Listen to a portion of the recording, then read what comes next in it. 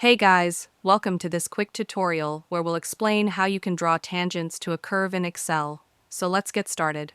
First, open your Excel sheet and enter your data points in two columns, one for X values and one for Y values. Now, select your data and go to the Insert tab. Click on Scatter Chart and choose Scatter with smooth lines to plot your curve. Once your chart appears, you'll see your data points connected smoothly, forming a curve. To draw a tangent, pick a point on the curve where you want the tangent to touch. Note the X and Y values for that point.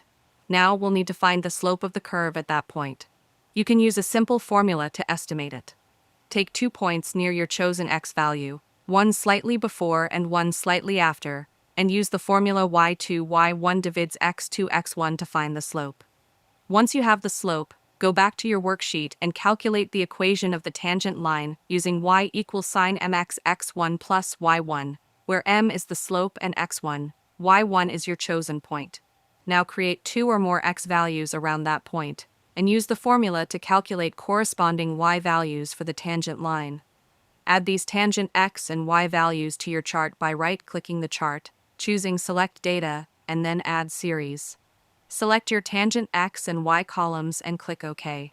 Excel will now draw a straight line that touches your curve exactly at that point. That's your tangent. You can change the color or style of the tangent line to make it stand out. And that's it. Now you know how to draw a tangent line to a curve in Excel step by step. If you found this video helpful, consider giving it a like and subscribe.